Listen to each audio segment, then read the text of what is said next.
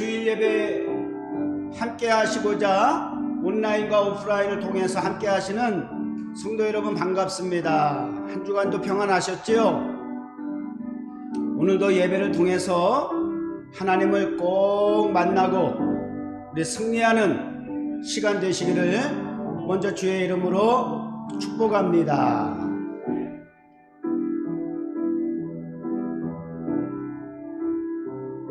이제 우리 다같이 큰 길을 만드시는 주님,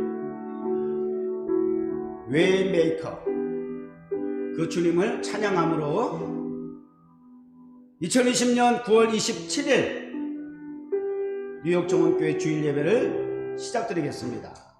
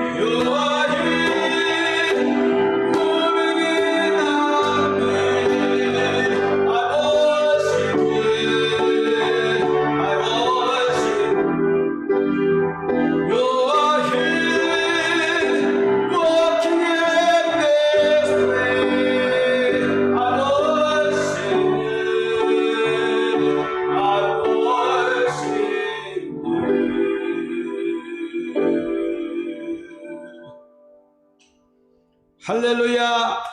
여호와의 종들아 찬양하라. 여호와의 이름을 찬양하라. 이제부터 영원까지 여호와의 이름을 찬송할지로다. 해 돋는 데서부터 해 지는 데까지 여호와의 이름이 찬양을 받으시리로다. 여호와는 모든 나라 위에 높으시며 그 영광은 하늘 위에 높으시도다. 아멘. 찬양과 영광을 받으시기에 합당하신 여호와 하나님 아버지, 오늘도 변함없이 예배의 자리에 저희들 한 사람 한 사람을 각자의 자리에서 초청해 주셔서 감사합니다. 부르신 만큼 부르신 의도하심과 목적하심에 합당한 예배자가 될 수 있도록 우리의 몸과 마음, 뜻, 생각까지 성령님께서 감동 하나 되게 하여 주셔서 흐트러짐 없이 오직 하나님께만 주목되어지고 하나님 앞에 나아갈 수 있는 예비하신 큰 길로 함께 나아가 동참할 수 있는 모든 성도들 될 수 있도록 오늘 이 예배 가운데 함께하여 주시고 인도하여 주시옵기를 주 예수 그리스도의 이름으로 간절히 기원하옵나이다. 아멘.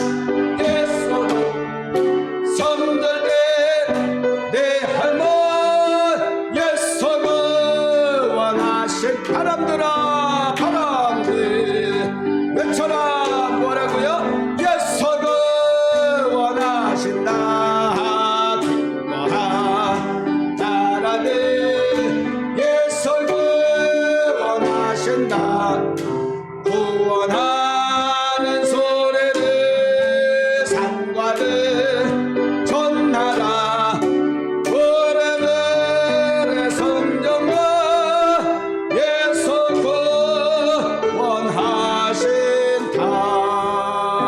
구원하신다. 전능하사 천지를 만드신 하나님 아버지를 내가 믿사오며 그의 아들 우리 주 예수 그리스도를 믿사오니 이는 성령으로 잉태하사 동정녀 마리아에게 나시고 본디오 빌라도에게 고난을 받으사 십자가에 못 박혀 죽으시고 장사한 지 4일 만에 죽은 자 가운데서 다시 살아나시며 하늘에 오르사 전능하신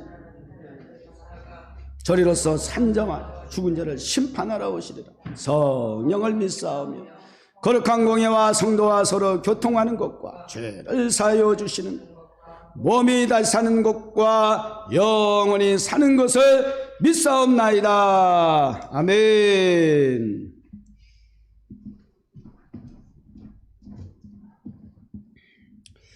찬양받기 합당하신 하나님 아버지, 한 주 동안 낮에는 불로 밤에는 구름으로 저희가 갈 길을 살펴주시고 오늘 예배의 자리, 축복의 자리로 인도하셔서 주님을 만나게 하시니 참으로 감사합니다.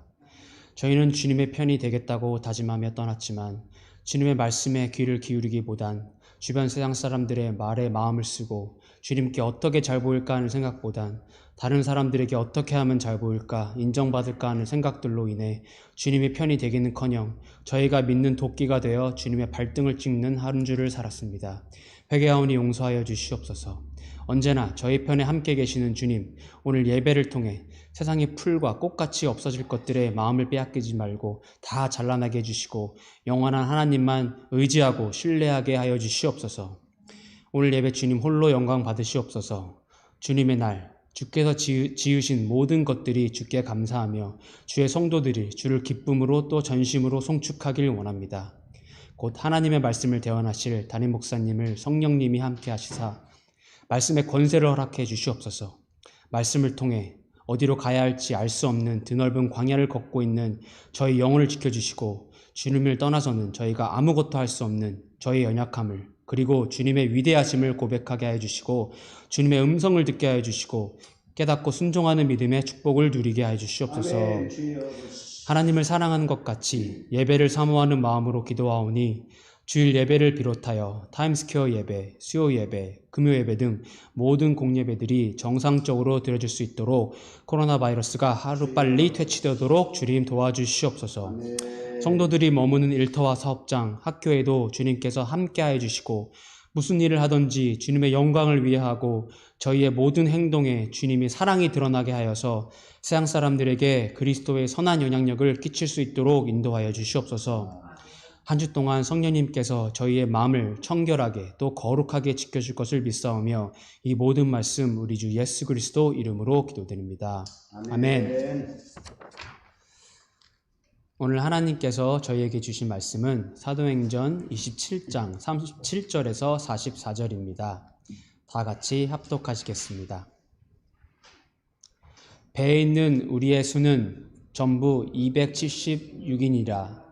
배부르게 먹고 밀을 바다에 버려 배를 가볍게 하였더니 날이 샘에 어느 땅인지 알지 못하나 경사진 해안으로 된 항만이 눈에 띄거늘 배를 거기에 들여다 댈 수 있는가 의논한 후 닻을 끊어 바다에 버리는 동시에 킷줄을 늦추고 돛을 달고 바람을 맞추어 해안을 향하여 들어가다가 두 물이 합하여 흐르는 곳을 당하여 배를 걸매 이 물은 부딪혀 움직일 수 없이 붓고 고물은 큰 물결에 깨어져 가니 군사들은 죄수가 헤엄쳐서 도망갈까 하여 저희를 죽이는 것이 좋다 하였으나 백부장이 바울을 구원하려 하여 저희의 뜻을 막고 헤엄칠 줄 아는 사람들을 명하여 물에 뛰어내려 먼저 육지에 나가게 하고 그 남은 사람들은 널조각 혹은 배 물건에 의지하여 나가게 하니 마침내 사람들이 다 상륙하여 구원을 얻으니라. 아멘.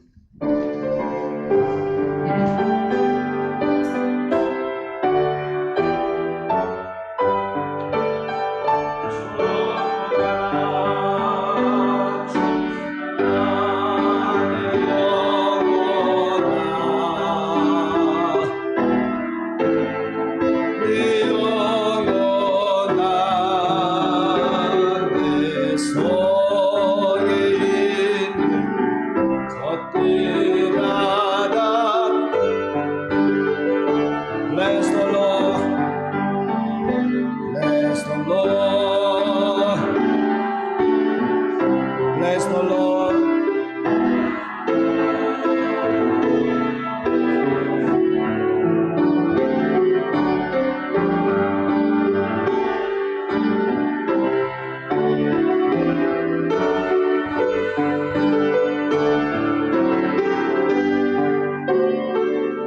God bless you. 너희에게 복이 있을지어다.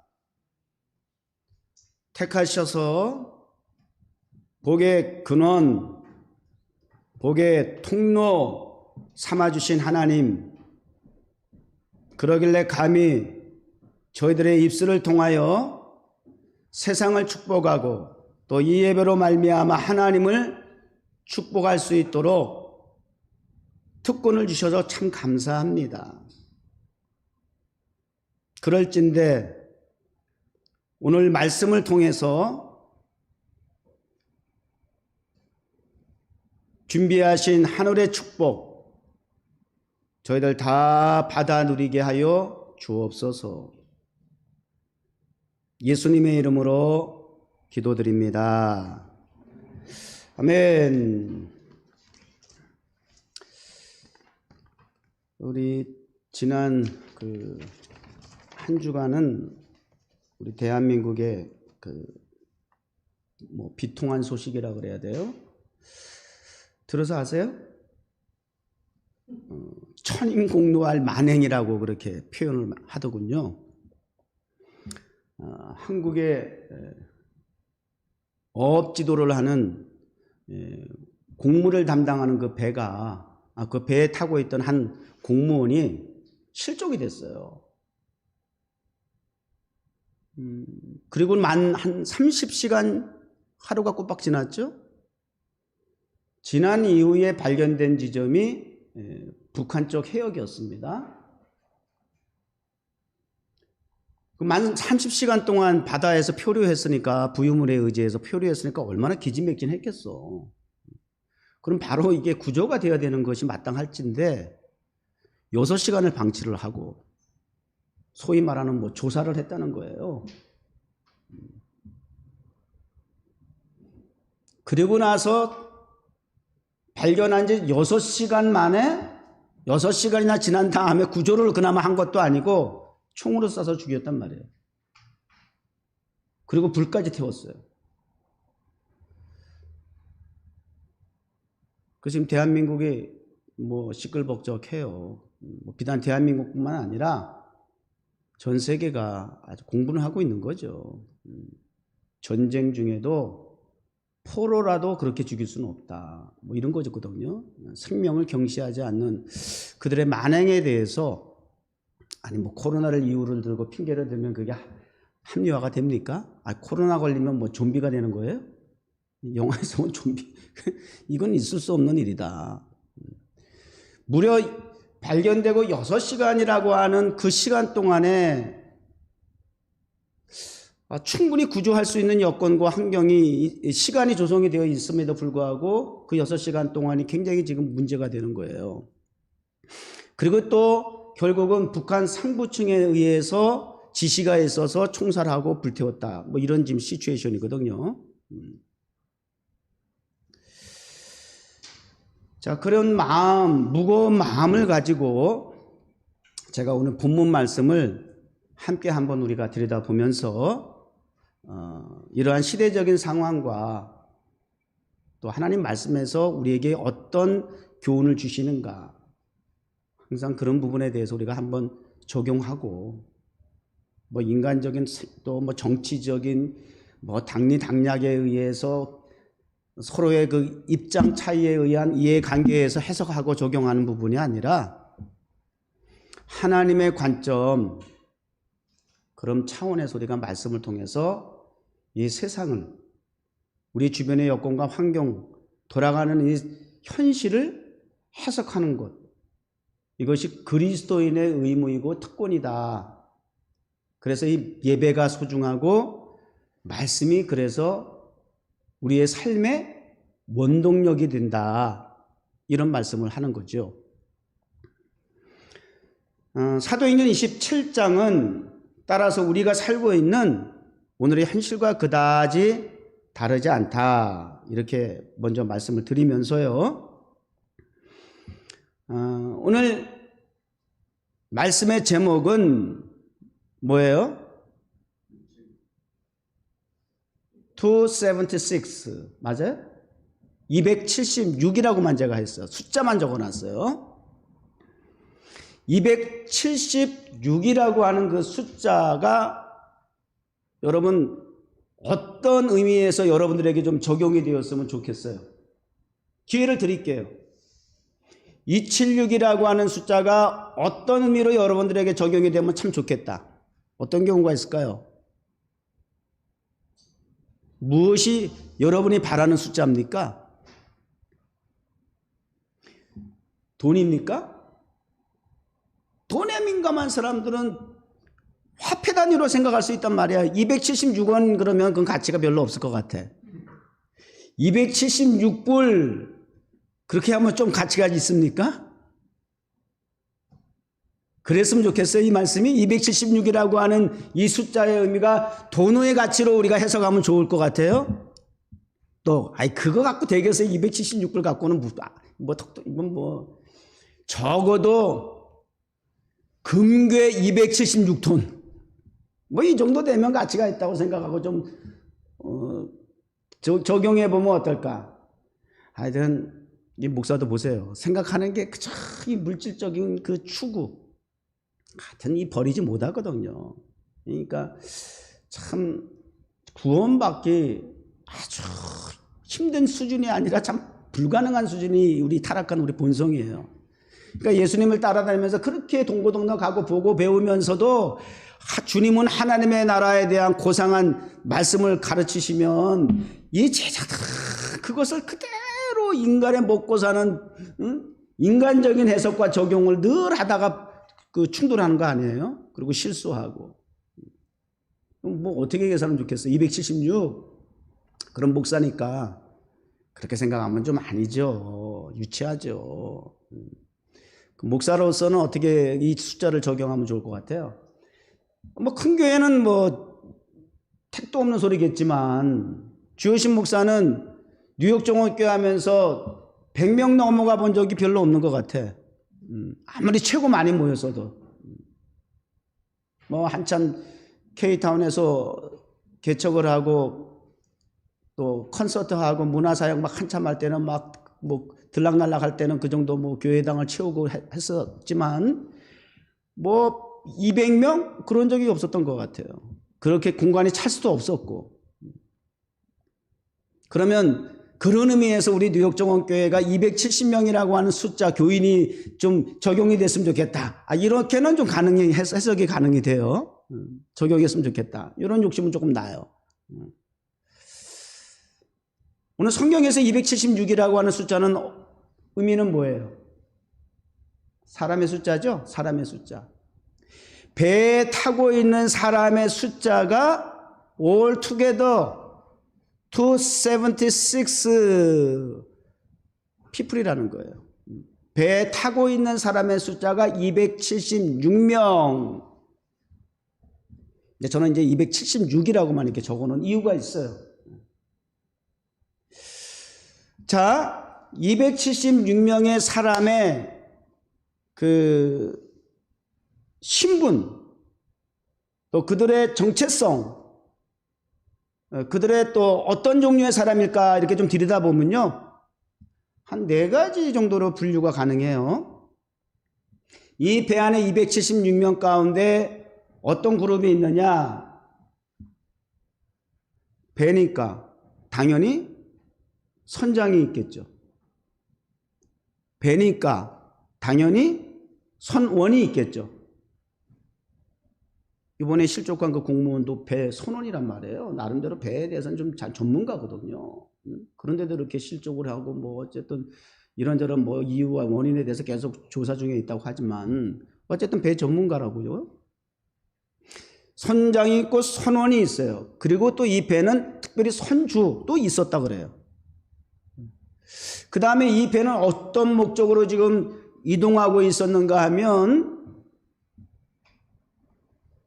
죄수들을 데리고 로마로 이송 중에 있는 상태였어요. 그것이 목적인 배였어요. 그러다 보니까 군인이 거기 있었단 말이에요. 백부장이 2명이 있었고, 백부장이 있었고 2명이 아니네. 백부장 한 사람 있었고, 그 다음에 군인이 있었을 것이고, 그 다음에 호송 중에 있는 죄수들이 있었겠죠. 자, 이렇게 하면 이제 대충 그 배 안에 있는 276명의 사람들이 어떤 사람이다라고 하는 게 나와요. 군인도 있고, 그 군인 중에도 백부장이라고 하는 나름 권력을 가진 사람도 있고, 선주라고 하는 이 물주도 있고, 또 그 다음에 선장과 선원이라고 하는 배에 대해서 누구보다 더 기술적인 측면에서 전문가죠. 이런 그룹의 사람들도 있었다. 그리고 그 안에 바울과 같이 죄인 아닌 죄인도 죄수도 있었지만 흉악범도 있을 수 있었고 말이죠. 그런 차원에서 본다면 이 배 안에 276명의 그 모습은 작은 지구다. 우리가 살아가는 세상의 어떤 현 주소와도 크게 다르지 않은 구성원들로 모여있는 그런 단체,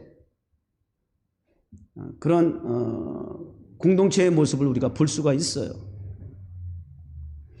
이 배가 출항을 했어요. 그런데 소위 말하는 광풍이라고 하는 표현처럼 미친 바람이 갑자기 몰아닥쳐서 방향을 알 수 없도록 그렇게 회오리 바람을 가져다 주게 되니까 이 배가 휘청거리고 뭐 그리고 고생을 엄청나게 했겠죠. 그러고 나서 지쳐있을 그때에 달도 보이지 않고 해도 보이지 않고 별도 보이지 않는 그러한 절박한 상황 속에서 거의 반죽음에 이를 정도로 그렇게 고통 중에 있을 무렵에 바울이 전날 밤 꿈을 꾸었어요. 그 난리통에서 그 광풍이 부는 파선 직전에 있는 그 배 안에 있는 276명 중에 한 사람이었던 바울에게 똑같은 상황이었지만 하나님의 사람 바울에게 하나님께서 꿈에 나타나셨어요. 그리고 하시는 말씀이 바울아 두려워하지 마. 뭐 바울이라고 안 두렵겠어요, 여러분. 믿음이 있으니까 난 안 두렵다. 그런 거짓말 하지 마세요. 두려움이 있어요. 두려움이 있어요. 그러길래 모세와 같은 사람도 그렇고 다윗과 같은 사람도 그렇고 뭐 아브라함도 믿음의 조상이라는 사람들도 보면 우리 하나님이 늘 접근하셔서 하시는 말씀이 두려워하지 마라 이런 말씀 많이 강조해요. 여호수아가 그렇게 뭐 속된 말로 배짱이 있는 장수 같아도 여호수아에게 얼마나 두려워하지 마라 얼마나 당부하시는지 몰라요. 이게 인간의 속성이에요. 난 두려움 없어. 거짓말하지 마세요. 뻥치지 마세요. 척하지 마세요. 두려워하지 마라. 왜냐하면 너뿐만 아니라 너와 함께 그 배 안에 있는 모든 생명 276명도 한 생명도 머리털 것 하나도 상하지 않을 것이야. 생명이 해롭게 되지 않을 것이야. 배만 조금 손상당할 뿐이지 너와 함께한 270명 모든 사람은 한 사람도 생명의 위협함이 되지 않을 것이야. 두려워할 필요 없어. 왜냐하면 그 사람들도 안전할 수밖에 없는 까닭이 뭔 줄 아니? 이건 제가 이제 성경을 좀 풀어서 말씀하는 거예요. 성경에 기록은 없어요. 이런 방식이 아니었을까 말씀을 하셨다라고 한다면 이해를 시키기 위해서 그러는 거예요. 왜 그들 모두가 군인이었던 죄수였던 돈만 밝히는 선주였던 선원이었던 간에 그 모든 사람이 왜 이 엄청난 이 풍랑이 몰아치는 죽음 끄트머리에 있는 이 현장에서 생명을 보장받을 수 있을까라고 하는 이유는 뭔지 알아? 내가 너에게 그들 모두를 붙였기 때문이야. 그들 목숨은 결국은 너에게 달려있기 때문이야. 그들 목숨에 대해서는 내가 너와 함께 했기 때문에 네 덕을 보고 있는 거야. 그들 모든 생명들이. 따라서 안심을 시켜. 그러면서 이제 그 이튿날 모든 그 선원들 앞에서 그렇게 내가 이렇게 지난밤에 하나님의 음성을 들었다, 메시지를 받았다. 거기 그 있는 그 다양한 부류의 사람들이 하나님을 믿는 사람이 아니었거든요. 그런데 이렇게 말씀을 전달하면서 설교지 설교. 예배야 사실은 이 배 안에서 그 풍랑이 있는 가운데 사람들이 두려움에 지금 다 지금 빠져 있는 그 상황 속에서 이 바울이 담대하게 일어나서 그들에게 지금 하나님의 메시지를 전달한다라고 하는 게 뭐 설교 아니에요? 뭐 설교가 뭐 어떤 거예요? 여러분들도 설교자가 돼야 돼. 삶의 현장에서 여러분이 하나님 말씀 전달하면 설교자야. 설교하지 마 그런다고 그래요? 누가? 그런 얘기 있잖아. 웃기지 마. 그랬더니 개그맨이 그러잖아. 개그맨 보고 웃기지 말라고 그러면 굶어 죽으란 소리라고. 그건 설교자 보고 목사 보고 설교하지 마. 그러면 보통 잔소리하지 마 그럴 때 꼭 설교하지 마 그렇게 또 표현을 해요 또. 설교하지 마 목사 그러면 뭐 사역하지 말라는 거잖아. 그리스도인들에게 설교하지 마 이게 말이 안 되는 소리란 말이에요. 웃자고 하는 소리지만 설교하셔야 돼. 설교하는 게 때가 시가 따로 정해진 게 아니에요. 설교죠 설교. 하나님의 메시지를 전달하는 거예요. 하나님이 내게 이렇게 말씀을 전달하셨어. 너희들 생명에 지장이 없을 것이야. 하나님 우리와 함께 이 배와 함께 해주신대. 우리 생명을 보존시켜 주신대. 나는 하나님을 믿습니다. 하나님이 내게 말씀해 주신 대로 되어질 줄 나는 믿습니다. 설교는 이런 거예요. 자기 얘기를 전달하는 게 아니고 자기 주장과 자기 논리를 전달을 하기 위해서 사람들을 설득하고 이해를 시키기 위한 노력을 하는 것이 아니라 하나님의 말씀만 있는 그대로 가감 없이 전달하는 게 설교자의 사명이고 책임이에요. 그리고 그 말씀을 전달하는 설교자가 먼저 확신이 있어야지. 나는 하나님의 말씀을 믿노라. 그대로 될 줄 믿습니다. 따라서 우리는 한 사람도 생명에 지장이 없을 것입니다. 여러분 안심하세요. 할렐루야. 이게 메시지를 전달하는 사람의 책임이고 사명이에요. 모습이 자세가 되어야 되는 거예요. 또 이게 지도자의 모습이에요. 지도자의 모습. 나라가 혼란스럽고 이런저런 이유로 말미암아 사회가 가정이 교회가 어지럽고 혼란스러울 때일수록 지도자의 역할이 그들이 우왕좌왕하지 않도록 질서를 잡아주고 근심과 걱정에 염려에 두려워하지 않도록 불안해하지 않도록 안심시키는 것이 지도자의 역할이에요. 지금 사실 배 안에 누가 지도자입니까 지금?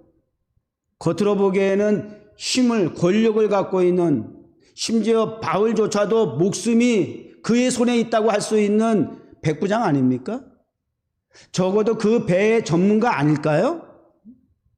그런데 지금 이 시간 예배를 인도하는 바울이 리더예요, 리더. 말씀을 전달하는 거예요. 안심해도 됩니다, 말이죠. 안심을 그들에게 시키고 있어요. 이게 진정한 지도자의 모습이겠죠.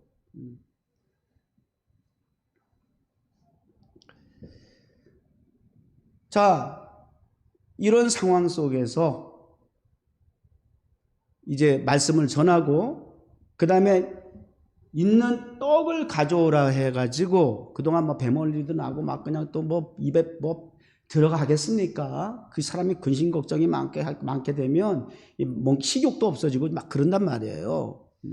그런 상황 속에서도 떡을 가져오라. 그리고 하늘을 향해 축사하고 그 떡을 나눠 먹었다. 그리고 배불리 먹었다 하고 나서 오늘 본문 말씀 시작이 된 거예요. 그 떡을 먹은 숫자가 모두 276명이다. 이게 그래서 나오는 거예요. 어떤 목사님은 성찬식을 했다고 그렇게 표현하더라고요. 말씀을 전하고 떡을 나누는 하늘을 향해서 하나님께 축사를 하고 그리고 떡을 나누는 성찬 예식도 행했다. 이렇게도 해석을 하더라고요.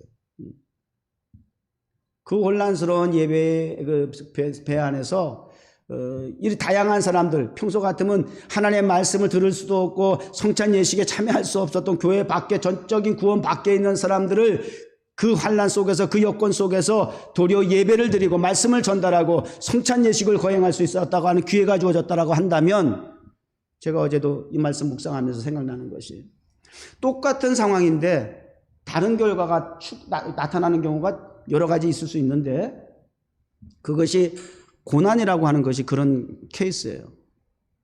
고난을 똑같이 우리가 지금 받고 있는데, 어떤 사람은 그 고난 때문에 하나님을 원망하고 시비하고 욥의 아내처럼 도망가고 떠나는 사람이 있어.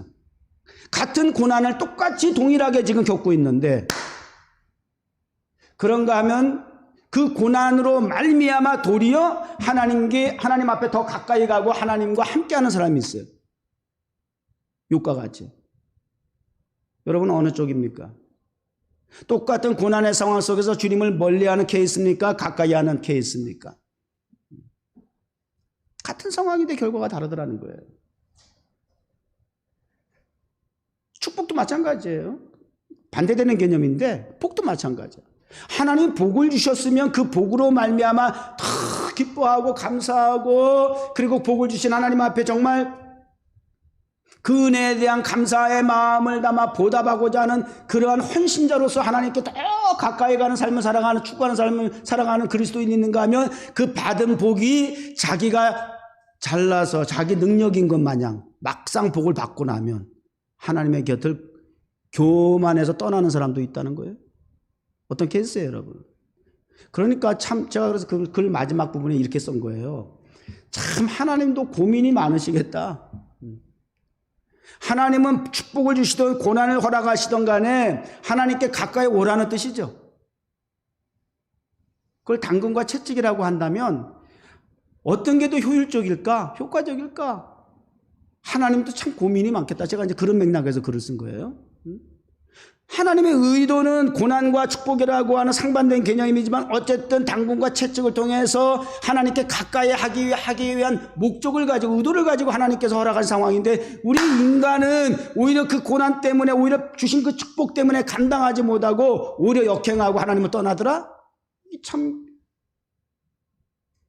우리는 어떻게 해야 될까? 이런 부분에 대해서 제가 생각해 본 거예요. 지금 이 배 안에 있는 군인들과 죄수들과 선주와 선장과 선원, 모든 76명 이 사람들은 평소에는 하나님 앞에 예배자로 나올 이유가 전혀 없었던 사람, 교회 밖의 사람, 오히려 하나님 하자만 얘기를 해도 그냥 핍박을 했던 사람, 말도 못 꺼내게 했던 대적자였음에도 불구하고, 이런 풍랑이 있는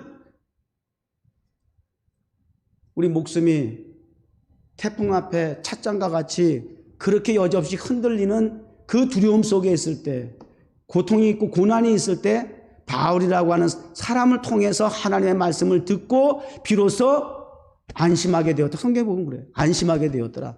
이게 뭐지? 은혜 받았다 얘기 아니에요? 은혜 받았다는 거예요. 비로소 안심하게 돼서 먹을 거 충분히 먹고 배도 부르고 비로소 안심하게 되었더라라고 하는 표현처럼, 예배자가 되고 하나님의 말씀을 경청하고 은혜 안에서 교통하면서 마음의 평안을 찾았다. 자, 그래서요, 이런 이 내용을 살펴보면서 어떤 이 숫자에 대한 이 누가가 의사 출신이거든요. 이 말씀을 기록할 때 이 숫자를 꼬박꼬박 잘 기록하는 특징이 있어요. 이 누가복음 사도행전도 그렇고 오늘 본문에도 보면, 그래서 276이라고 하는 숫자를 쓰기도 했지만, 또 어떤 경우에 숫자에 대해서 또 기록을 했냐면, 사도 바울을 죽이기 위해서 내가 죽이기까지 내가 음식도 먹지 않을 거야. 그리고 이 암살 그 조직이 결성됐죠. 몇 사람이라고 성경에 기록됐어요? 40명이라고 되어 있어요. 그런데 이 40명이 조직적으로 결성이 돼가지고 내가 바울을 암살하기 전에 내가 먹지도 않을 거야. 이건 뭐 아직 정말 목숨 걸고 지금 바울을 죽이겠다고 40명이 결성됐단 말이에요. 그런데 하나님은 백부장을 2사람, 그 다음에 보병 200명, 말타는 기병 70명, 그 다음에 창을 댄 병사 200명, 도합 472명을 바울을 지키는 보디가드로 하나님께서 세우신다는 거예요. 그렇게 기록이 돼 있어요. 아주 인원을 정확하게 기록을 이렇게 해놓은 특징이 있어요. 이 사도행전에 이 누가 기록자를 보게 되면 왜 그랬을까? 아마 역사적 그리고 팩트에 대한 사실적인 기반 위에서 이 누가는 기록을 했다. 이렇게 한번 생각해 볼 수가 있고요. 그리고 구체적인 하나님의 디테일한 우리를 향한 그 인도하심과 보호하심에 대한 하나님의 이끌어 가시는 섭리에 대한 묘사, 이렇게 우리가 한번 생각해 볼 수는 있겠죠. 자, 이렇게 배 안에서 예배를 드려지게 되고 은혜를 받게 되고 이제 두려움과 걱정에서 평안을 가지게 되었다. 예배가 끝나면 여러분의 마음속에 평안이 있어야죠. 평안해야 됩니다. 말씀을 듣는 순간 여러분의 마음에 두려움이 다 내려지고, 여러분 기도 제목 보면 항상 근심 걱정이 너무 많아. 우리가 떠날 날이 없어. 떠날 날이. 기도 제목 속에 근심 걱정에 대한 기도 제목이 없는 날이 없어. 떠날 날이 없다란 말이에요. 오늘 이 예배를 통해서, 오늘 말씀을 통해서 여러분의 참된 평안과 자유가 임하는 은혜가 있기를 주의 이름으로 먼저 축원합니다. 자, 이런 관점에서 보면 이제 누가가 276명이라고 하는 이 숫자를 기록했을 때의 의미가 조금 이제 그 이해하는 데 있어서 그 좁혀져요. 자, 아까 뭐 생각하는 그 자기의 가치관을 두고 있는 부분에 따라서 그걸 뭐 화폐 단위로 생각할 수 있고 금괴 단위로 생각할 수 있고 뭐 다양하게 그 해석할 수가 있고, 또 그 다음에 안드로포스라고 하는 단순한 우리가 생각하는 인간 한 사람으로서 NIV는 그냥 그런 측면에서 기록을 한 반면에 킹제임스 버전에 보게 되면 276 그 soul이라고 표현을 되어 있어요. soul. 그래서 이게 어떤 의미적인 측면에서 성경적인 관점에서 볼 때 이 숫자를 풀어가는 해석이 맞는 표현이다, 이렇게 보는 거예요. 누가가 276명이라고 하는 그 숫자를 기록한 것은 단순한 어떤 뭐 상품 가치나 물질적 가치나 그리고 한 사람이 죽고 사는 그 부분에 대해서 포커스를 맞추기 위한 인간적인 그런 목적과 차원이 있는 것이 아니라 276명이라고 하는 사람은 단순한 인간의 어떠한 모습을 우리가 생명 살렸다 죽였다는 그런 차원이 아니라 영혼의 문제를 다루는 의미가 이 속에 함축되어 있다. 이렇게 우리가 킹제임스 버전의 soul이라고 하는 표현을 통해서 우리가 이해할 수가 있어요. 영혼으로 본 거야. 어떤 영혼이면 사람이 죽고 사는 거야. 뭐 다. 그리고 예를 들면 하나님께서 꿈에 나타나 가시고 바울아 걱정 마. 너하고 함께하는 누가와 기록자 누가와 그다음에 아리스타고, 어떻게 그 사람들은 함께 동승했는지 모르겠어요. 어쨌든 그 배에 함께 동승하고 있는 그리스도인은 세 사람이에요. 바울과 누가와 아리스타고, 그리고 그 다음은 다 죄수고 백부장이고 그 다음에 선원과 선주고, 그런 상황에서 이 세 명만 내가 살려줄게, 나머지는 내가 다 쓸어버릴게, 뭐 이렇게 해서 다 죽였다라고 한다면 그 결과가 어떻게 됐겠어요? 276이라고 하는 숫자의 의미가 굉장히 좀 애매해지지 않겠어요? 오늘 말씀을 전하는 데 있어서도 굉장히 좀 애매할 수가 있어요. 그런데 하나님의 관점은, 바울의 관점은, 하나님께서 바울을 통해서 이 276명 그들 모두에 대한 하나님의 시선과 관점은 어떤 해석을 적용하느냐, 단순히 사람이 살고 죽는 차원에서가 아니라 그들을 그러한 상황 속에서 말씀과 예배를 통해서 그들을 하나님 앞으로 인도하고자 하는, 단순한 육신의 생명을 구원하고자 하는 목적이 아니라 soul이라고 하는 표현처럼 영혼을 살리기 위한 목적, 대상. 할렐루야. 이게 우리가 사람을 보고 사물을 보는 그런 능력이 돼야 돼요. 실력이 돼야 되는 겁니다. 그래서 우리가 싸울 것은 육체가 아니라는 거예요. 혈과 육체에 대한 싸움이 아니라는 거죠. 제가 오늘 아침에도 설교 예배드리러 오면서 차 안에서 실수를 해가지고 그냥 막 차를 막 강제로 세워가지고 막 유리창문 닦아준다고 막 와가지고 막, 아니 그 차가 가야 되는데 막 강제로 유리창문 닦고 돈 달라고 막 이런 깡패가 어딨어. 나는 막 그런 거 막 뭐 그런 대상은 나는 그냥 절대 난 그냥 안 넘어가는 그런 또 기질이 있어가지고 말도 안 되는 짓 하고 있잖아요. 신호등 앞에서 차가 가야 되는데 막아놓고 말이지, 강제로 막 가니까 못 가게 하고 창문을 강제로 닦아가 돈 달라고 말이야 막 이러고, 시비를 거는 그런 상황에서 제가 또 흥분했잖아요. 이게 오늘 예배 드리러 가는 날 아니고 만일 내가 혼자 있었으면 절대 나는 그렇게 안 넘어가요. 여러분이 있어가지고 또 이렇게 돈을 줄 수밖에 없는 상황이 됐지만 어쨌든 그러면서 마음이 굉장히 또 이렇게 불편한 그런 또 순간을 또 이렇게 또 우리가 그 과정 속에서 교회 오면서 또 겪었잖아요. 그런 일들이 항상 이렇게 돌발적으로 있단 말이에요. 그런 부분들도 참, 그러니까 목사가 신앙생활 하면서 굉장히 이게 해석이 되고 적용하는 게 굉장히 어려운 거야. 어디까지가 범위가 어디까지가 어떻게 대책을 세워야 돼. 그게 어디까지가 목사로서 그리스도인으로서의 신분에 맞는 행동이고 정당한 생활인지 이러한 부분이 굉장히 힘들어지는 거야. 해석하고 정의 내리고 적용하는 게 굉장히 머리가 아파지는 거예요. 그런 부분에서 또 뭐 실수한 거 아닌가. 성도들 보는 앞에서 이게 목사가 설교하러 예배드리러 가면서 이게 또 못 보일 꼴을 또 보여준 게 아닌가. 막 이런 괴로움이 또 답답함이 있는 거예요. 어떻게 생각했어요? 우리 성경 집사님. 목사님 또 속으로 좀 그렇게 불편했어요? 그럼 목사는 그러면서도 항상 그런 부분이 또 깔짝지근해. 그렇게 해놓고 어떤 내 성질에 못 이겨서 뭐게 정의라고 말하면서 그걸 또 분을 못 사게 해서 그러나 막 이런 차원에서 속상해하고 괴로워하고 그러는 거야. 근데 그런 부분에서 또 마귀가 이제 틈타면 이제 실수하고 자 이러는 거니까 항상 우리가 어떻게 해석하고 적용해야 하는가라고 하는 것이 굉장히 그때마다 우리가 그래서 깨어서 기도하고 분별해야 할 일들인 거죠. 자, 그렇게 해서 이제 270명이라고 하는 사람은 대상이 누구이든지 간에 하나님께서 그들의 영혼을 구원하기 위한 계획 속에 그들을 바라보고 276이라고 하는 숫자를 기록하게 하셨다라고 하는 거. 그럼 한 생명이라도 얼마나 소중해. 그렇게 보니까 적용하니까 얼마나 소중한 생명이에요. 그 숫자예요. 천하보다 귀한 것이 몇 사람의 생명?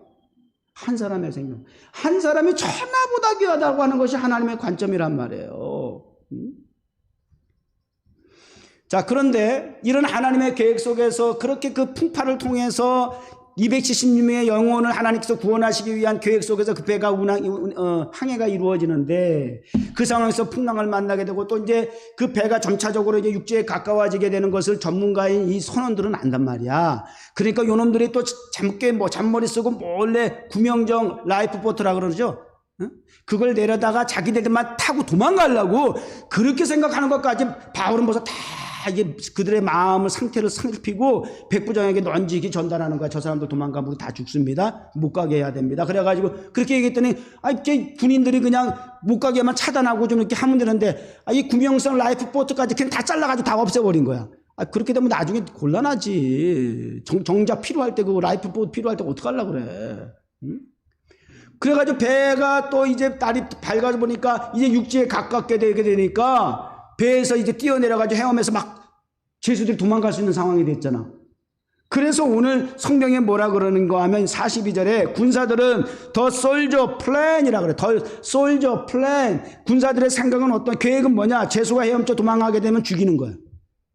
아니 기껏 하나님은 바울을 통해서 그 영혼들을 안심시키고 구원하겠다고 하는 계획을 가지고 진행하는 이 상황 속에서 또 은혜를 받고 평안을 누리는 이런 상황 속에서 다 된 밥에 콧 빠뜨리는 것처럼 이 군인들의 계획은 이 죄수들을 다 죽여버리는 거야.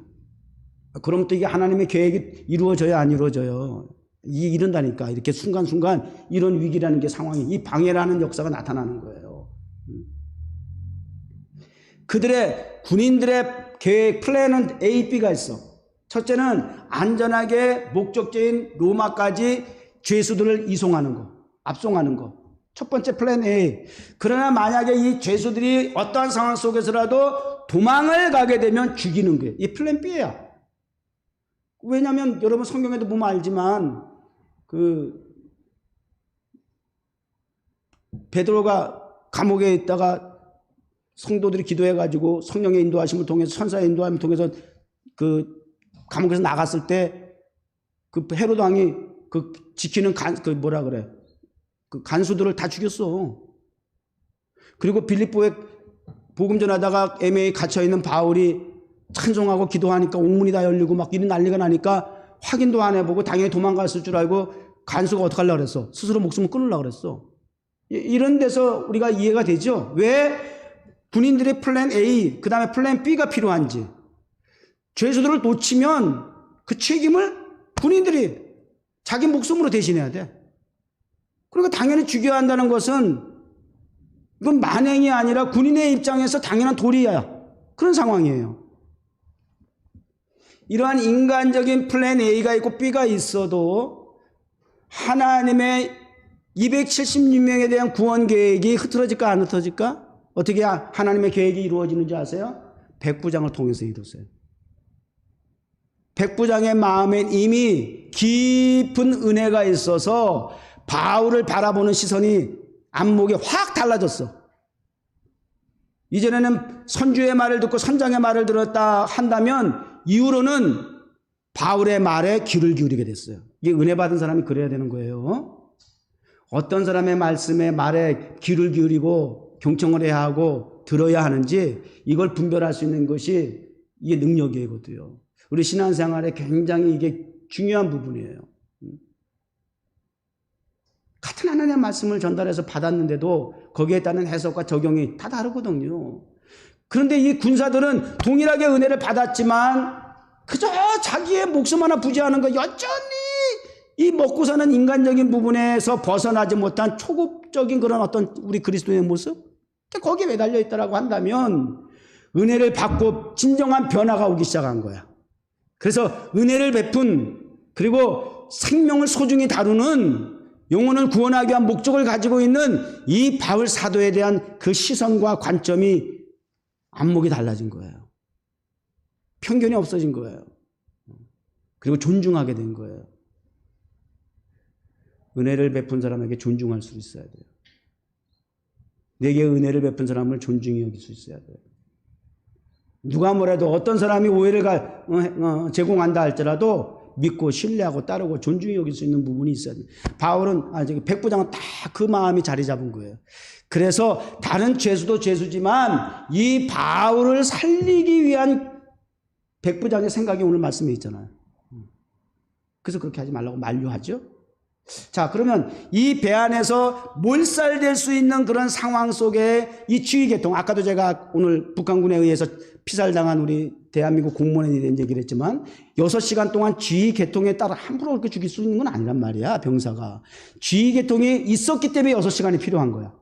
굉장히 수뇌부가 고민을 많이 했을 거 아니야. 어떻게 해야 될까? 6시간이나 걸렸으니까 발견하고 나서 그 6시간 동안에 그 누군가 상부층에서 지위가 있고 지시가 있었기 때문에 총살을 하고 불태웠단 말이에요.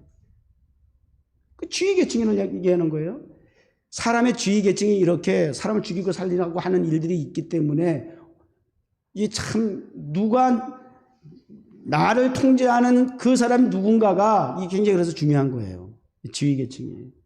근데 이 작은 우주, 지구라고 할 수 있는 작은 공동체라고 할 수 있는 276명이 탄 이 배 안의 지휘계통이 처음에는 백부장으로 출발을 했지만 그러나 그 배 안에서 하나님의 말씀을 전한 이후로부터 지휘계통이 누구로 바뀌었어요? 바울로 바뀐 거예요. 할렐루야. 이게 은혜야. 이게 교회의 역할이 돼야 되는 거예요. 세상은 여전히 풍랑에 휩싸여서 자초될 위기 속에서 불안해한다 할지라도 교회가 이런 위기 때에 지휘계통처럼 이러한 세상에 안심을 평안을 제공할 수 있는 그런 지휘계통에 있어야 된단 말이에요. 더 꼭대기로 올라가면 바울을 통한 하나님의 지시, 하나님의 지휘. 세상은 여전히 하나님의 지휘 안에 있습니다. 미국과 대한민국, 우리 뉴욕 정원교회와 저와 여러분의 모든 가정, 하나님의 지휘계통 안에 있어야 합니다. 하나님의 지시만이 우리가 경청하고 순종해야 할 부분입니다. 그래야 사는 거예요. 지휘계통이 달라졌어요. 그래서 276명이 모두 안전하게 이제 그 배에서 하선하고 탈출하고 생명을 보존할 수 있었다. 이것이 오늘 말씀의 결론입니다. 자, 어지럽고 혼란스러운 이 시대에 계속되고 있습니다. 여전히 흔들리는 좌초할 위기에 있는 배 안에 있는 것과 같은 그러한 우리의 세상 속에 우리는 여전히 살고 있습니다. 아니, 앞으로도 계속 그렇게 갈 거예요.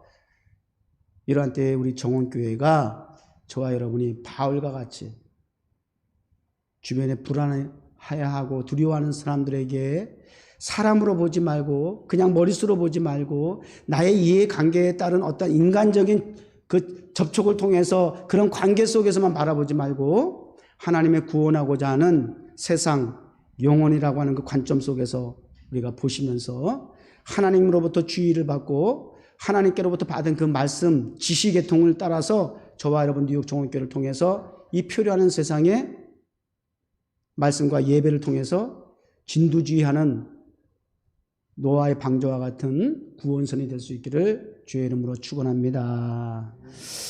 하나님 아버지 감사합니다.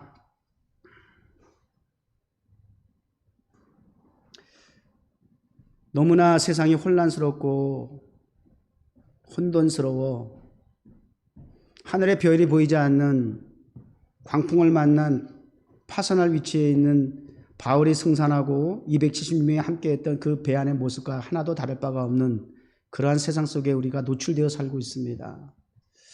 하나님, 이럴 때일수록 하나님께로부터 지시를 받고 하나님의 질서 안에서 허락하신 그 말씀의 지휘 계통을 따라서 교회가 목사로서 집사로서 그리스도로서 이 세상에 구원하고자 하시는 하나님의 뜻을 이루어 나가는 사명을 감당할 수 있도록 축복하여 주시옵소서. 예수님의 이름으로 기도드립니다. 아멘. 에어컨 좀 틀어주세요.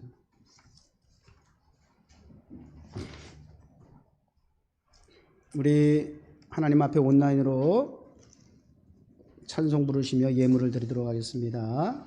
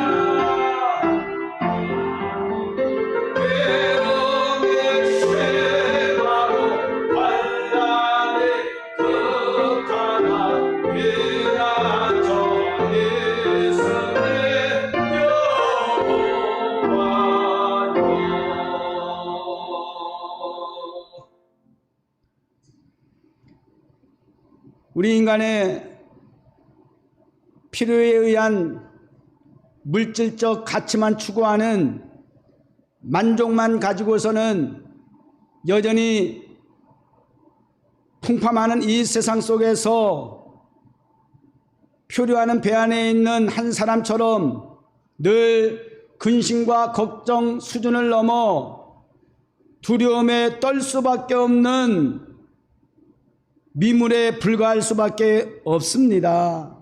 따라서 오늘 말씀 가운데 사도 바울을 세우셔서 죽어갈 그 영혼들을 구원하기 위한 하나님의 계획 속에서 그들 손끝 하나 다치지 아니하도록 보호하시겠다라고 하는 하나님의 그 자비로우신 구원의 메시지가 그대로 적용이 되고 이루어져서 은혜 받는 역사가 나타났던 것처럼 하나님 아버지, 오늘도 우리가 이 예배를 드리며 기도를 하며 기도의 제목을 하나님 앞에 드리며 올리는 그 내용들이 여전히 인간적인 만족을 채우려고 하는 욕심에 굶주려 그 욕심 따라 살려고 하는 육체적인 이생의 자랑이 되지 아니하도록, 정욕이 되지 아니하도록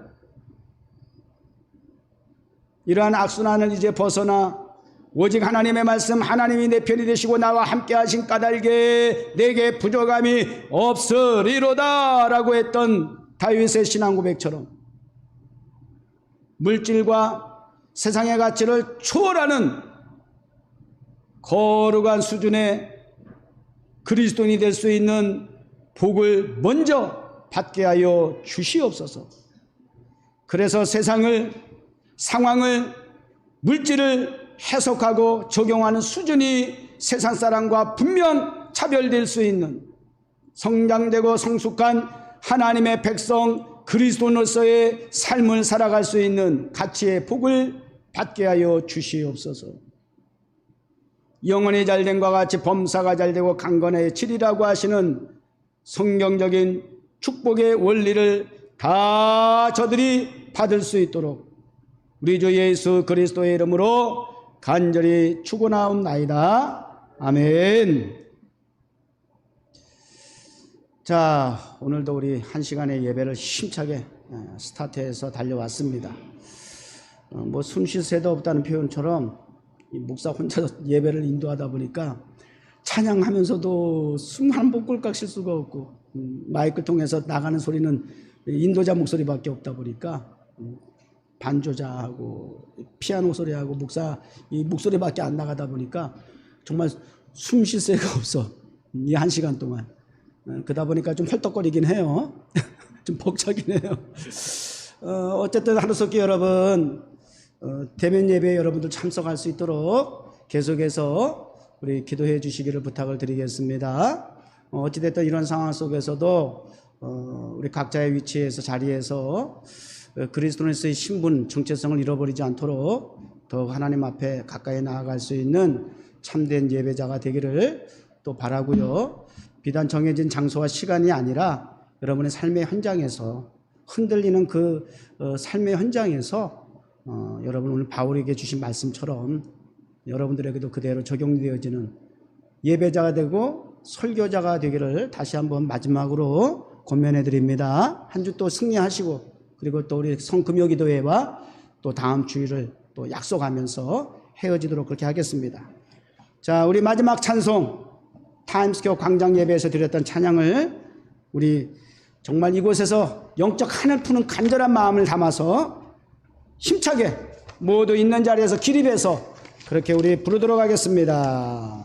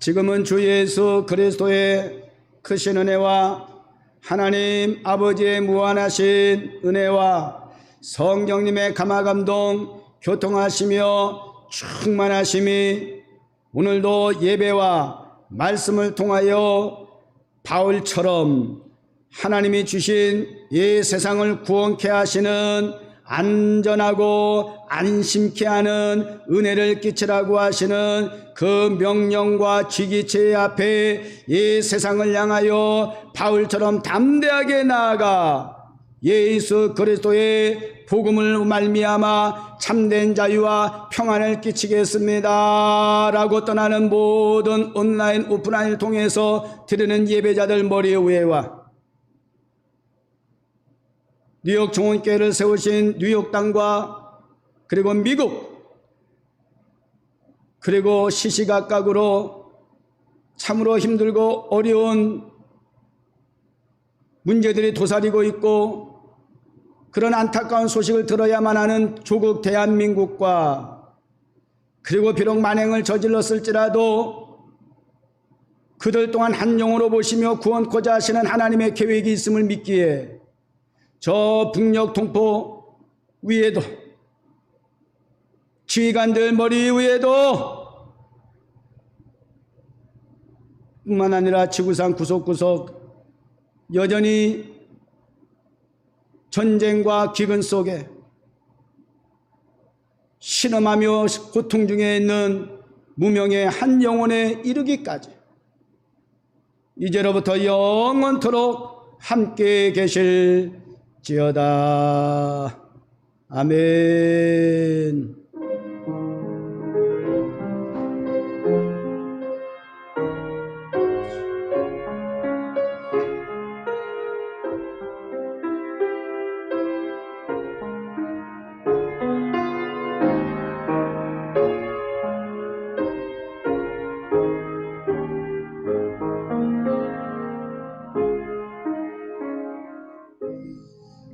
할렐루야 감사합니다. See you soon.